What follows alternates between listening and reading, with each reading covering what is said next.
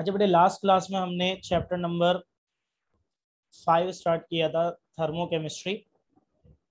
और last class में आपको बताया था कि भाई हर प्रोसेस के दौरान हीट एनर्जी का कुछ अमाउंट इवॉल्व या एब्जॉर्ब होता है और उसको स्टडी किया जाता है in the branch of chemistry called thermodynamics, thermochemistry. ठीक है भाई, बहुत डिटेल में आपको बताया था थर्मोडायनेमिक्स, थर्मोकेमिस्ट्री। ठीक है बेटा, फॉर्म ऑफ एनर्जी हीट, उसकी मेजरमेंट, इसके अलावा types of reactions, exothermic, endothermic, spontaneous, non spontaneous. ठीक है भाई, अब हम आगे बढ़ेंगे और अब हमें बात करनी है स्टेट फंक्शन की।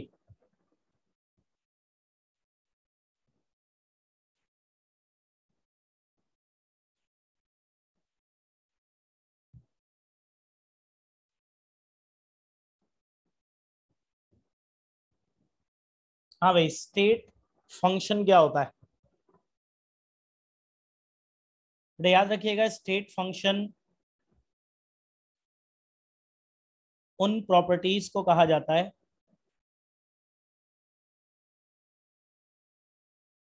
जो कि डिपेंड करती हैं इनिशियल एंड फाइनल स्टेट्स पर,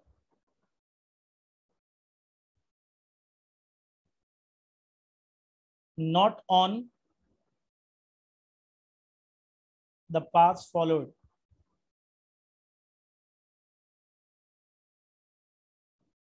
देखिए भाई, अगर हम सिस्टम में कोई चेंज प्रोड्यूस करते हैं, ठीक है भाई, जैसे चाय के कप वाली मिसाल ले लें अगेन। तो अगर एक कप में चाय है और हम उसे गर्म करें या उसको ठंडा करें, तो बेसिकली ये मैं उस सिस्टम में क्या प्रोड्यूस कर रहा हूँ? चेंज। और आप सब ये जानते हैं कि चेंज से पहले वाली स्टेट इनिशियल स्टेट कहलाती है, जबकि चेंज के बाद वाली स्टेट फाइनल स्टेट कहलाती है। ठीक है बेटा, चेंज से पहले वाली स्टेट इनिशियल स्टेट और चेंज के बाद वाली स्टेट क्या कहलाती है? Final state. अब देखिए भाई, कुछ प्रॉपर्टीज सिर्फ और सिर्फ इनिशियल स्टेट और फाइनल स्टेट पर डिपेंड करती हैं, path followed for the change पर डिपेंड नहीं करती। ऐसी प्रॉपर्टीज को क्या कहा जाता है? State function. और इसके अंदर प्रेशर, टेम्परेचर,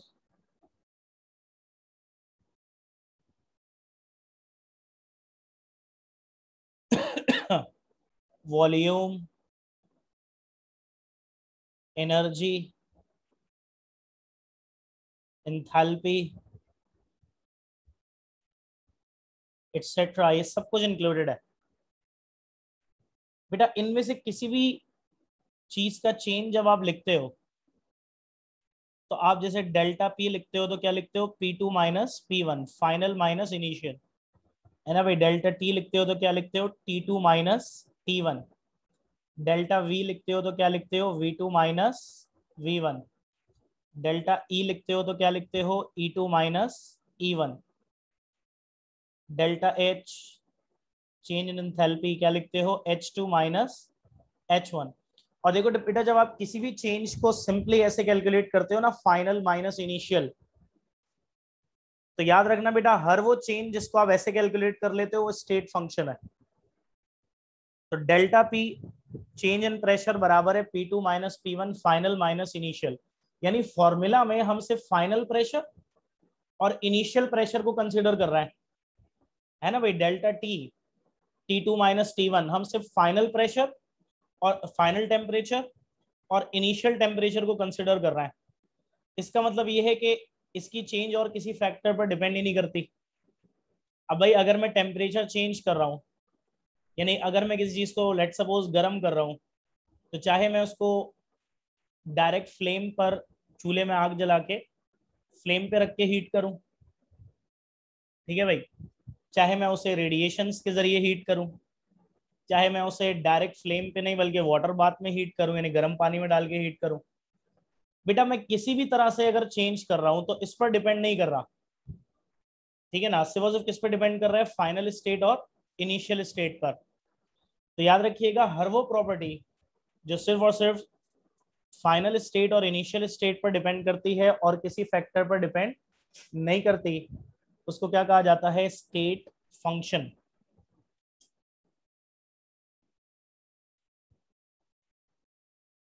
ठीक है बेटा, एक और टर्म इसके बाद हमें पढ़नी है,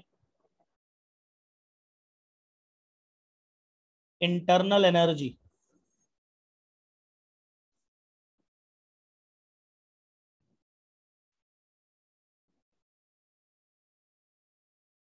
जिसको हम ई से रिप्रेजेंट करते हैं। बेटा इंटरनल एनर्जी क्या होती है, sum of all forms of energy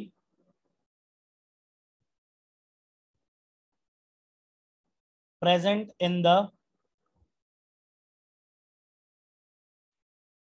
particles of system।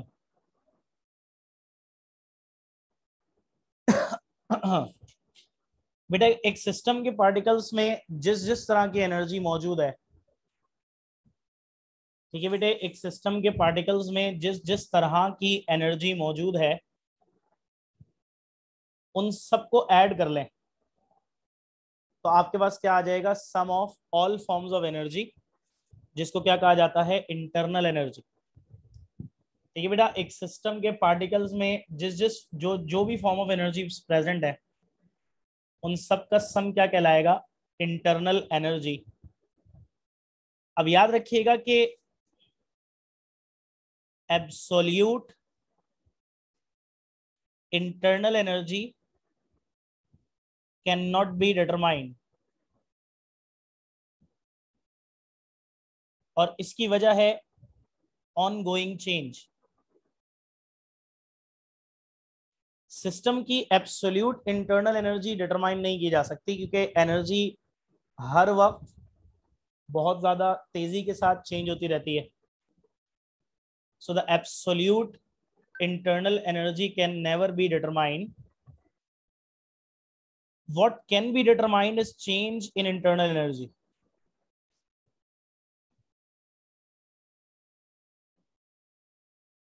ठीक है बेटा, what can be determined is change in internal energy delta E, and how is it determined वो हम बात करेंगे आगे जाके। ठीक है भाई, तो याद रखिएगा एक सिस्टम के पार्टिकल्स में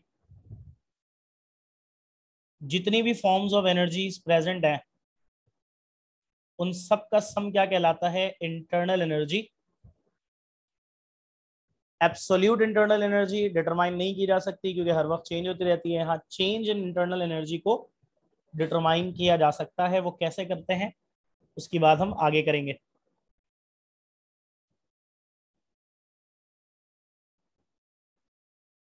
अब बेटा इसके बाद है फर्स्ट लॉ ऑफ थर्मोडायनेमिक्स।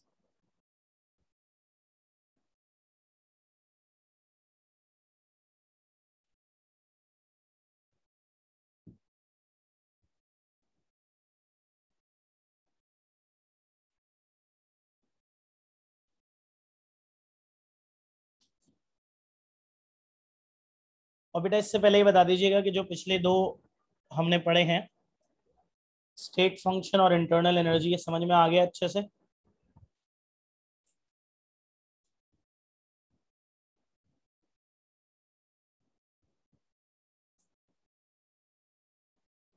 जल्दी से बताइएगा बेटा।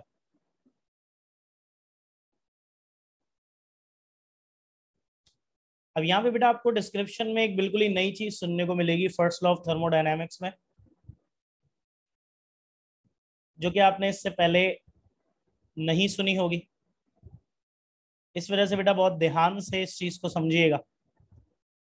वैसे तो देखें भाई, फर्स्ट लॉ ऑफ थर्मोडायनामिक्स आप फर्स्ट ईयर केमिस्ट्री में पढ़ते हो, फिर आप सेकंड ईयर फिजिक्स में पढ़ते हो। अब आप दोबारा एप्टीट्यूड में पढ़ रहे हो, सेकंड ईयर फिजिक्स में तो आप बहुत ही डिटेल में पढ़ते हो, और अभी अभी पेपर दिया है आप लोगों ने, तो ऑब्वियसली आपको आता भी होगा। है भाई, फर्स्ट लॉ ऑफ थर्मोडायनामिक्स क्या है?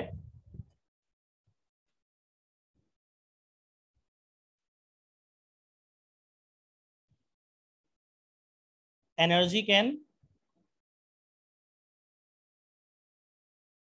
Neither be created nor be destroyed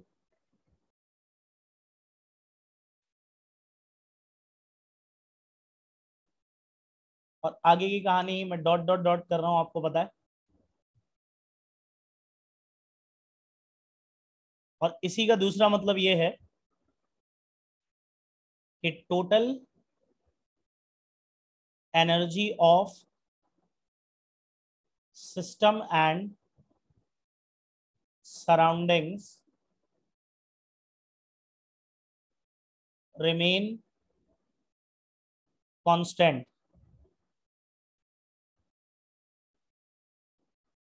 ठीक है बेटा, total energy of system and surroundings remain constant. अब देखिए, आप में जो इंजीनियरिंग वाले लोग हैं उनको सिर्फ सिन बोर्ड वाला पढ़ना है, तो वो आपको वैसे भी आता है, मैं बता भी दूंगा। ठीक है भाई, याद रखिएगा ये चैप्टर जो है, ये सिन बोर्ड के लिहाज से तो फर्स्ट लॉ ऑफ थर्मोडायनामिक्स के बाद बस हेसेस लॉ बचता है, जो कि कवर हो जाएगा। लेकिन क्योंकि पीएमसी के लिहाज से कुछ फेडरल बोर्ड की एडिशंस हैं इसमें, तो वो मैं कराऊंगा। उसमें एंथैल्पी चेंजेस, उसकी मेजरमेंट्स, हीट कैपेसिटी वगैरह ये सब आती हैं। ठीक है ना, तो ये सारी चीजें जो है समझ लीजिएगा कि जो एनईडी का टेस्ट देने वाले स्टूडेंट्स हैं उनके लिए चैप्टर हेसेस लॉ पे खत्म हो जाएगा।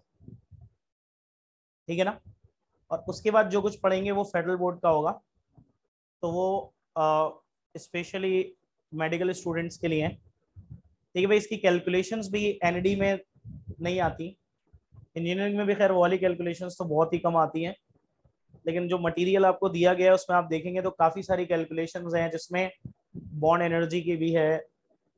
इसके अलावा एक तो वो न्यूमेरिकल होते थे फर्स्ट ईयर में जो आप करते थे हीट ऑफ फॉर्मेशन वाले, उसके अलावा डिफरेंट वेज हैं कैलकुलेशंस के, जो कि आप एप्टीट्यूड में ही सीखते हो।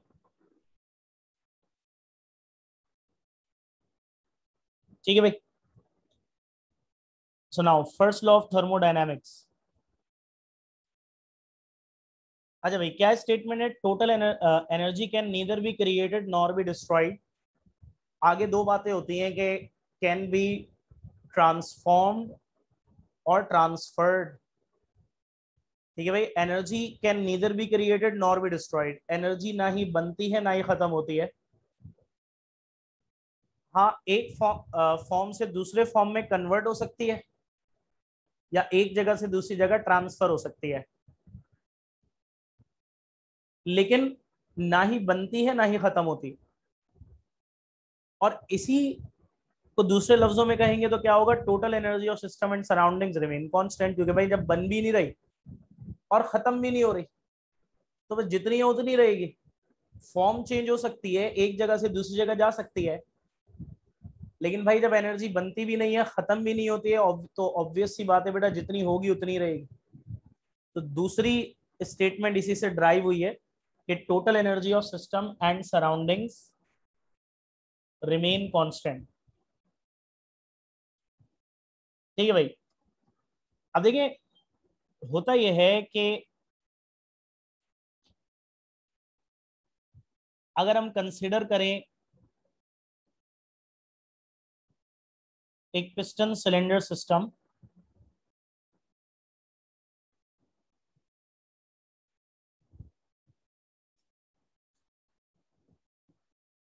ठीक है भाई, अगर हम कंसिडर करें एक पिस्टन सिलेंडर सिस्टम जिसमें हमने एक गैस इनक्लोज की हुई है,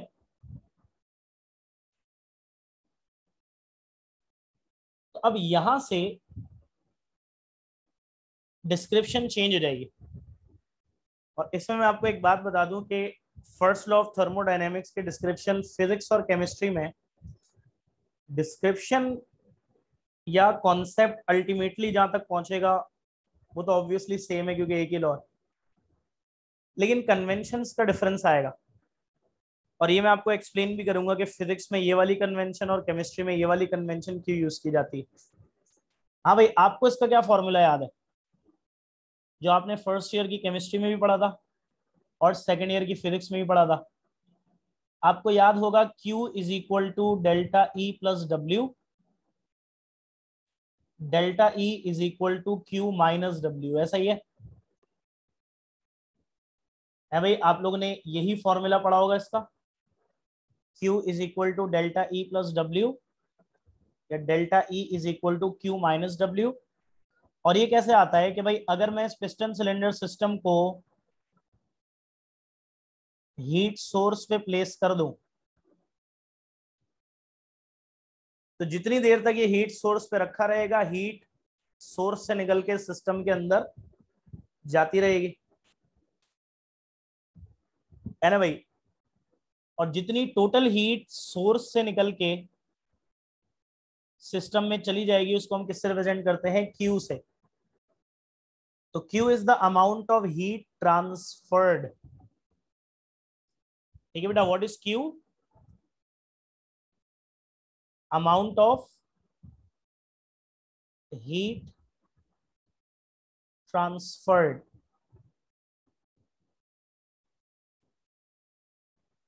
ठीक है भाई, तो अगर हम सिस्टम को हीट सोर्स पे रखें तो जितनी टोटल हीट सोर्स से निकल के सिस्टम में आएगी वो Q है। अगर हीट सिंक पे रखें तो जितनी टोटल हीट सिस्टम से निकल के सिंक में चली जाएगी दैट इज अगेन Q। तो Q बेसिकली रिप्रेजेंट करता है किसको? Amount of heat transferred into और आउट ऑफ द सिस्टम। इस हीट ट्रांसफर की वजह से ऑब्वियसली इंटरनल एनर्जी में चेंज आता है। अगर हीट सिस्टम के अंदर आएगी तो इंटरनल एनर्जी इंक्रीज हो जाएगी, और अगर हीट सिस्टम से बाहर जाएगी तो इंटरनल एनर्जी डिक्रीज हो जाएगी। तो ये डेल्टा ई क्या है? Change in internal energy. और डब्ल्यू क्या है?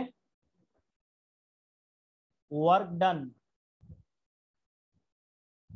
ये वर्क डन क्या है बेटा? जो Q amount of heat system के अंदर आई, लेट सपोज हमने हीट सोर्स पे रखा, क्यू अमाउंट ऑफ हीट अंदर आई, तो हीट अंदर आने से इंटरनल एनर्जी में चेंज होगा, डेल्टा ई जिसे हम रिप्रेजेंट कर रहे हैं।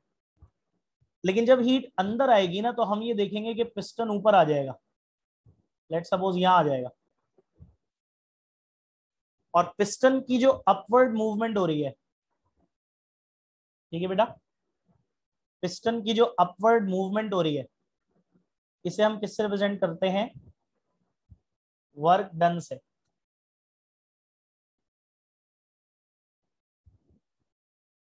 तो आप ये कह सकते हैं कि भाई ये जो हीट ट्रांसफर हो रही है, ये जो हीट सिस्टम में एब्जॉर्ब हो रही है, ये हीट जो है वो दो काम कर रही है। पहला काम क्या कर रही है? डेल्टा ई इंटरनल एनर्जी चेंज कर रही है, और दूसरा काम क्या कर रही है? डब्ल्यू वर्क डन, पिस्टन ऊपर उठ रहा है।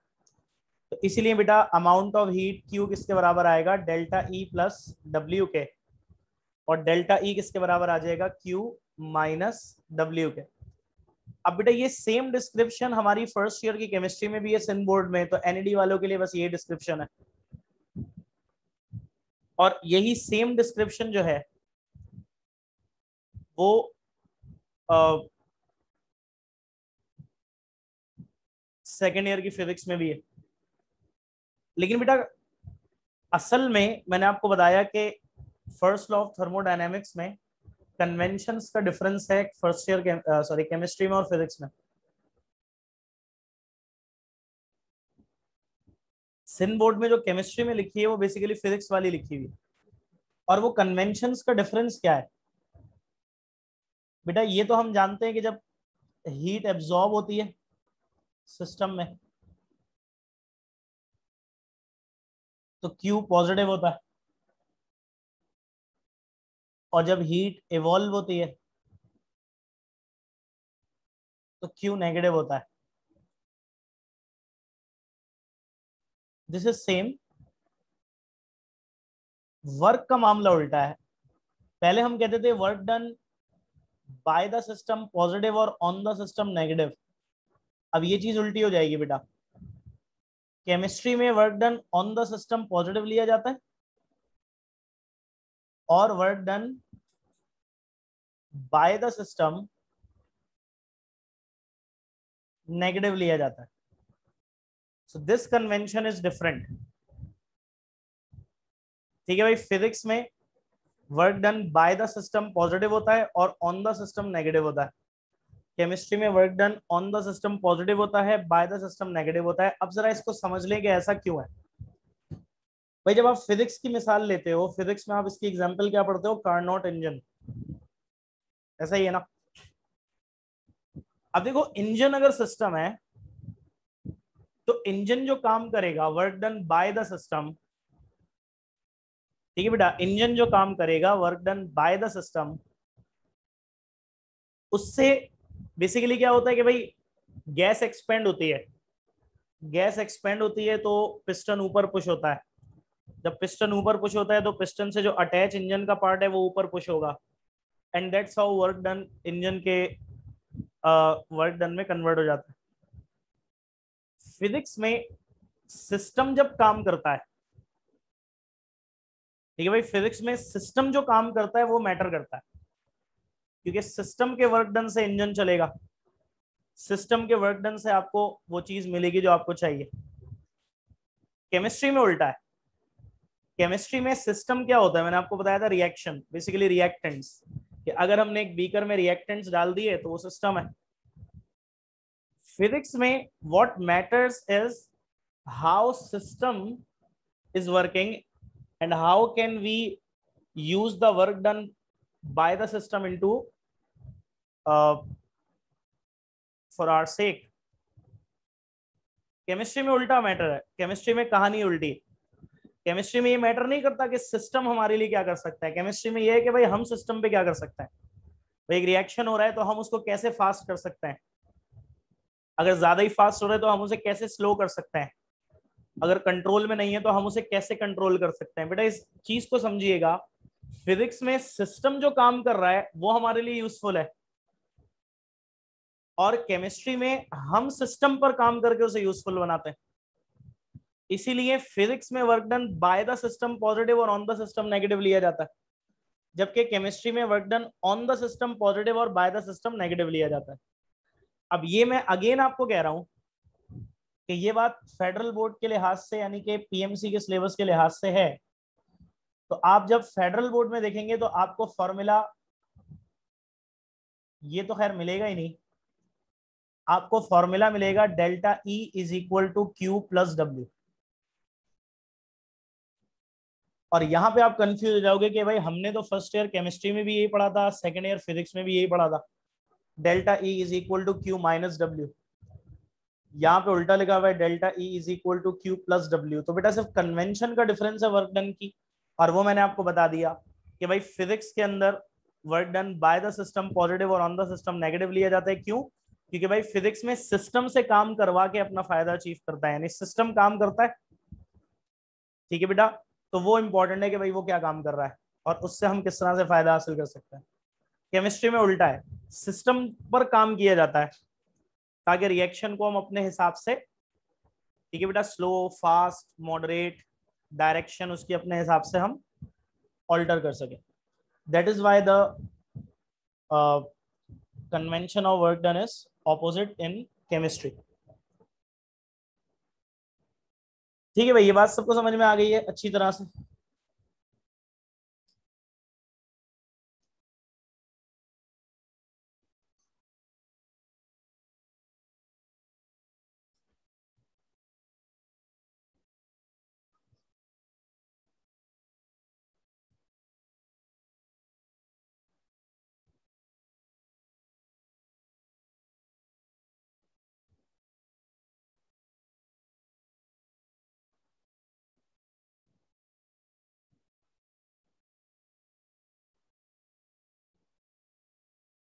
अच्छा भाई, इंजीनियरिंग वालों को वही अपना पुराना वाला याद रखना है, फिजिक्स वाला और first year Sindh board chemistry वाला।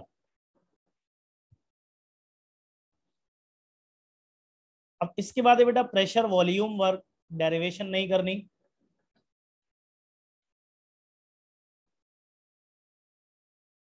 W is equal to P delta V। ठीक है बेटा, this equation is called pressure volume work. W is equal to P delta V। अब ये प्रेशर वॉल्यूम वर्क है क्या? देखिए भाई, अभी मैंने आपको गाड़ी के इंजन की मिसाल दी कि गाड़ी के इंजन में क्या होता है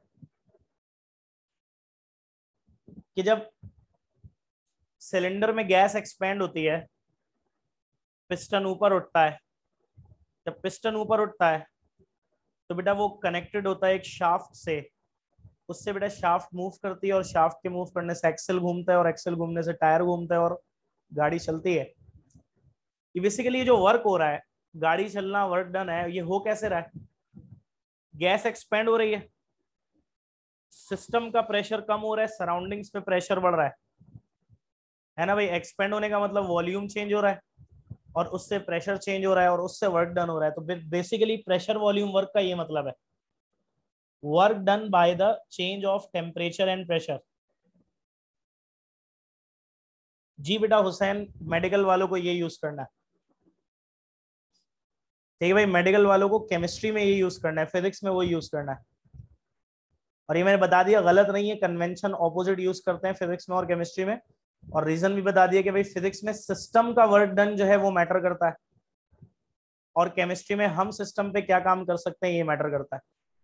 दैट इज वाई दोनों में कन्वेंशन ऑपोजिट है। ठीक है ना? तो भाई गाड़ी जो चलती है ना, वो वर्क डन बेसिकली क्या होता है, इंजन में प्रेशर और वॉल्यूम के चेंज होने से होता है। इसी को क्या कहा जाता है, प्रेशर वॉल्यूम वर्क। और मैथमेटिकली ये किसके बराबर होता है, W is equal to P delta V के। अब यहां पे क्या होगा कि जाहिर है बेटा, जब मैं मिसाल दे रहा हूं गाड़ी के इंजन की,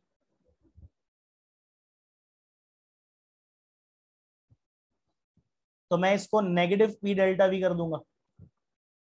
और जब मैं इसको इस वर्क डन की जगह सब्सटीट्यूट करूंगा तो delta E is equal to Q minus P delta V। ये इक्वेशन फिजिक्स केमिस्ट्री दोनों में सेम है। जब वर्क डन हट गया तो कन्वेंशन हट गई, वो कन्वेंशन का ताल्लुक से वर्क डन से है। तो ये वाली इक्वेशन जो हम फिजिक्स में भी यूज करते हैं, केमिस्ट्री में भी यूज करते हैं, ये दोनों में बिल्कुल क्या है, सेम।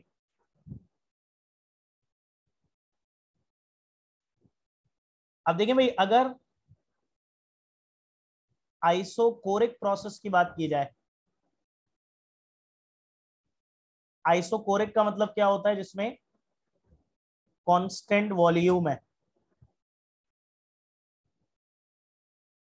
ठीक है बेटा, आइसोकोरिक प्रोसेस क्या होता है, जिसमें कांस्टेंट वॉल्यूम है। तो कांस्टेंट वॉल्यूम का मतलब क्या होगा, delta V is equal to 0। और जब आप यहाँ डेल्टा V की जगह 0 लगाओगे तो डेल्टा E बराबर आ जाएगा QV के।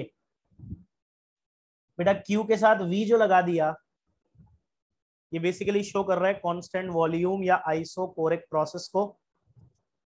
तो बेटा अगर आइसोकोरिक प्रोसेस हो रहा है, यानी कि वॉल्यूम हम कांस्टेंट रख रहे हैं, तो भाई कांस्टेंट वॉल्यूम पे डेल्टा V की जगह हम 0 लगे, ज़ाहिर 0 लगाना पड़ेगा।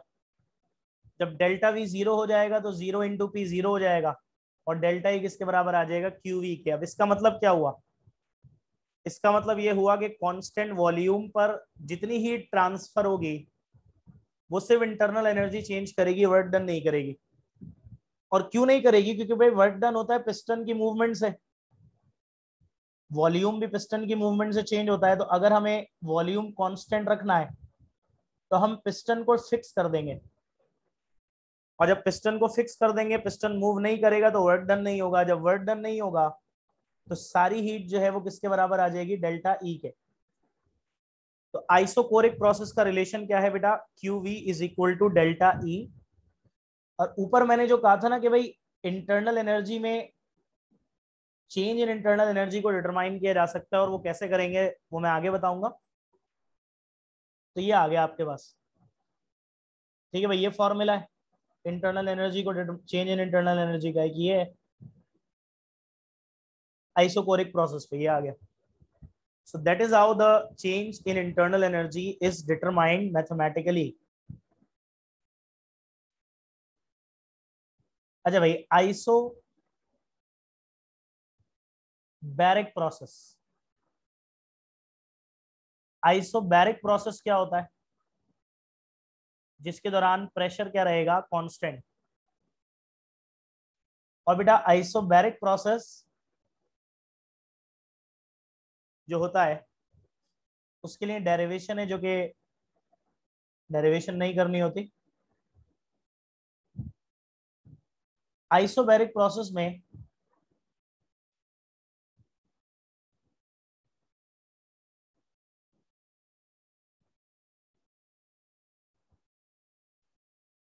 QP बराबर आ जाता है डेल्टा H के, और डेल्टा H क्या होता है? Change in enthalpy. ठीक है भाई। तो फर्स्ट लॉ ऑफ थर्मोडायनेमिक्स क्या है? मैंने आपको बताया, energy can neither be created nor be destroyed, that's why the total energy of system and surroundings remain constant. कि एनर्जी बनती भी नहीं है, खत्म भी नहीं होती, जब भी total energy of system and surroundings क्या रहती है? कांस्टेंट। ठीक है भाई। तो अगर हम एक पिस्टन सिलेंडर सिस्टम में हीट एब्जॉर्ब कराएं, तो ये जो हीट ट्रांसफर होगी सिस्टम के अंदर, ये दो काम करेगी, मैंने आपको बताया। एक तो इंटरनल एनर्जी चेंज करेगी, और दूसरा पिस्टन की मूवमेंट कराएगी, जिसे हम वर्क डन से रिप्रेजेंट करेंगे। ये वर्क डन जो होता है ये प्रेशर और वॉल्यूम की वजह से होता है, इसलिए इसको प्रेशर वॉल्यूम वर्क कहा जाता है। ठीक है भाई। अब मैंने आपको क्या बताया था कि थोड़ा सा चेंज है यहाँ पे, Q is equal to delta E plus W, या delta E is equal to Q minus W आप फॉर्मूला पढ़ते थे, बट यहाँ पे delta E is equal to Q plus W पढ़ोगे, क्योंकि वर्क डन की कन्वेंशन यहाँ पर ऑपोजिट है केमिस्ट्री में एज कम्पेयर टू फिजिक्स। ठीक है भाई। अभी जो वर्क डन हो रहा है ये किस वजह से हो रहा है? प्रेशर और वॉल्यूम के चेंज होने से। ठीक है भाई। गैस एक्सपेंड हो रही है, वॉल्यूम बढ़ रहा है, प्रेशर कम हो रहा है। That is why this work is being done. The piston is pushed upwards due to this change in pressure and volume. That's why this is called pressure volume work, which is mathematically equal to P delta V. और क्योंकि बेटा ये notation physics की है, तो इसलिए हमें minus opposite sign use करना पड़ेगा।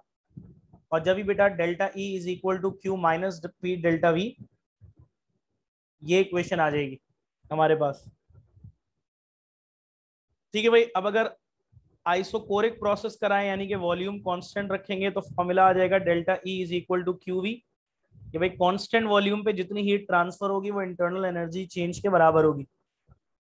और Q P is equal to delta H, isochoric process है, कांस्टेंट प्रेशर पे, कि जितनी हीट कांस्टेंट प्रेशर पे ट्रांसफर होती है वो क्या चेंज करती है बेटा? एंथैल्पी। डेल्टा एच का मतलब है चेंज इन एंथैल्पी। हाँ बेटे, समझ में आ गया सबको? फर्स्ट लॉ ऑफ थर्मोडायनेमिक्स जल्दी से बता दीजिए। ठीक है, अल्लाह हाफिज।